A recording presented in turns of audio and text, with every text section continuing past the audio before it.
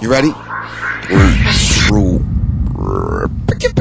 Hit me! Bass, this is Professor Griff. DJ Lord. And Chuck D. This is Public Enemy. Bring the noise!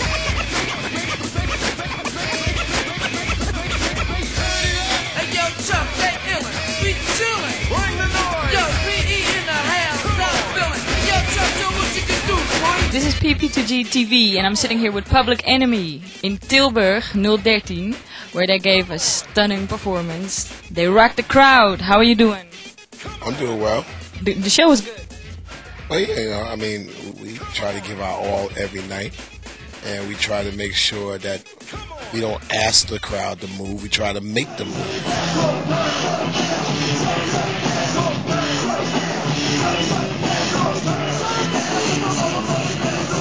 They really can't call it the hip-hop show. It's like everything. It's like Public Enemy's like the Rolling Stones of the rap game. So, we throw hip-hop, soul, rock and roll at people and just like let it go, bring the noise. Yeah, because you guys were performing with a band. How was that? Now the band has the official name of the band, BANNED. They're a component of the noise that we have with the DJ, bass, guitar, and the drummer. Professor Griff explained the rest.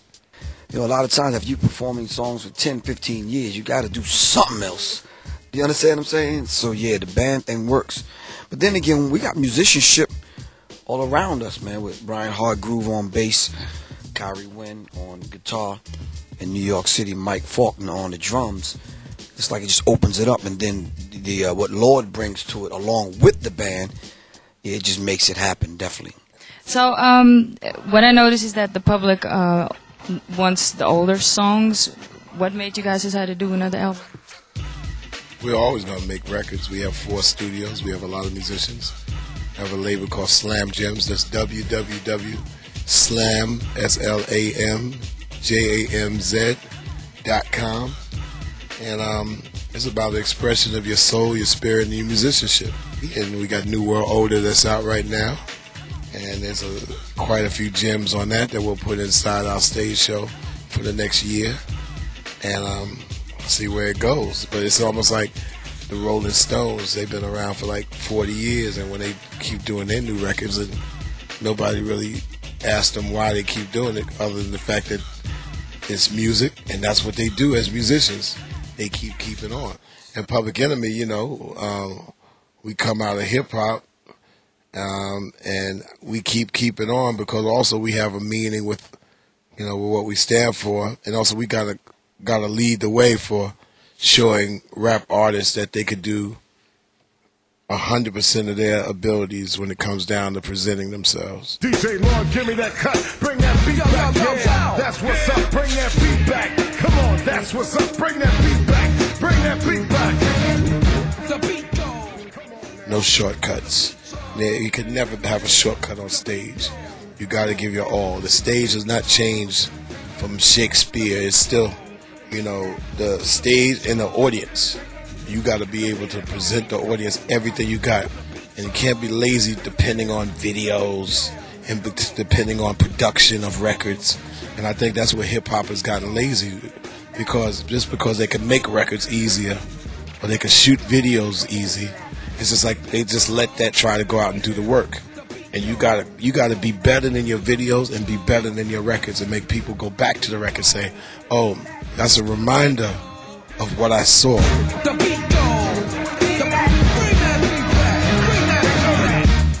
In the beginnings, records were only like business cards and advertisements for the artists' performances, because that's how the artists had bread and butter, that's how they made their living. So when they had a record, it led them to the artists and performance so they could get that soul exchange. Here we are in the 90s and 2000s in the millennium, and for those last 15 years it's been reversed, where the artist's performance is underneath the video and the record. And so whenever they see the artist, they're disappointed because the artist is not trained, since they knocked off development departments in the record companies. They're not encouraged to be better than their video or their record, and that's something that we definitely we couldn't afford to have our video and records whoop our ass. Came a long way, baby, can you take it now? Regulating the regular, do your thing now. On the floor, here we go, can you kick it now? Black Superman back in the building now. As you know, this interview is for a website, partypeeps2000.com. It's the biggest urban community online thing that we have over here. Now, I know from the last time we spoke that you do a lot online. You got your rep station and everything. How about a community site, urban community site, to reach the fans? There's a lot of people that's doing wonderful things, and the internet is our last saving grace in order for us to have an expanded community. When you say community, you mean in your mind, because the 14, 15 sites that I go to on a day-to-day basis, that's my community. That's where I hang out. But then I might go to some other sites, like Black Planet. To do what?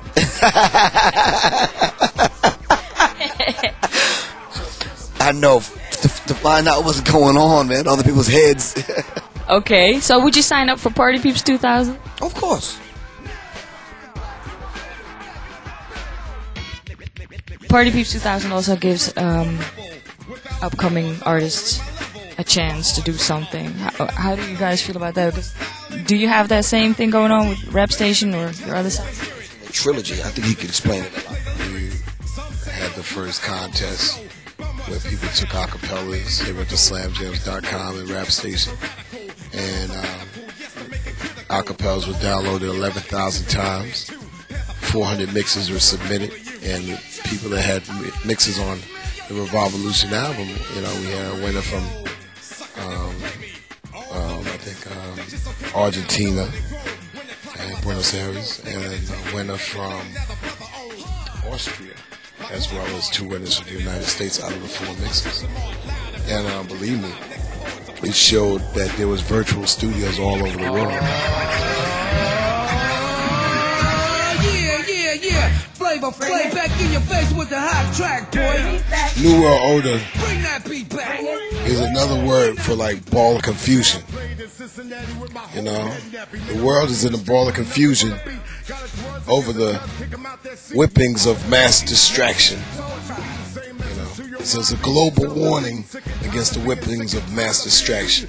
It's orchestrated by Professor Griff and DJ Johnny Juice, who've been remnants of the Bomb Squad since day one. You know, and they actually put together a new breed of producers and songwriters and engineers and mastering guys at their studios, and made it happen in a Motownish constructive way. And it's, you know, like I said, the messages are quite simple. It speaks again. It's a global warning against the whippings of mass distraction, especially in America, where celebrity is the drug of American choice right now. It's a lot on the album from different producers, and I think Can you mention some? well, as he mentioned, DJ Johnny Juice, myself, C-Doc, the chief exec, along with DJ Lord, put together Check What You Listen To, which is real slamming, and Abnormal. I think Abnormal had the first single out. Yeah, and it's very thorough. It's official, so to speak. And it gives you that remembrance of the early Public Enemy, along with some new stuff. Yeah, a lot of times the Public Enemy stuff is hype, up-tempo, and the rest we slowed a couple of tracks down, you know, with that head nodding kind of thing going on. Shine signs of a soul, going solo, rob blind, a very small part of half the world's trying. Run away, child blown up our old landmine, little ones still working to them diamond mines, so cats can say what's hers and what's mine. Diamonds is a girl's best friend, so why you crying? Blessed are those who struggle. Oppression is worse than the grave. It's better to live for a noble cause than to live and die a slave. Peace. Listen to this, listen to this, listen to this, listen to this, listen to this, listen to this, listen to this, for all you MCs in a crew. I said for all you MCs in a crew. I said for all you MCs in a crew. This is what we want y'all to do. This is Public Enemy, and we definitely bring in the noise, and we definitely have a new world anti-odor. You understand what I'm saying? It's Professor Griff. So check out videos on PP2G TV. Peace. Peace. We out.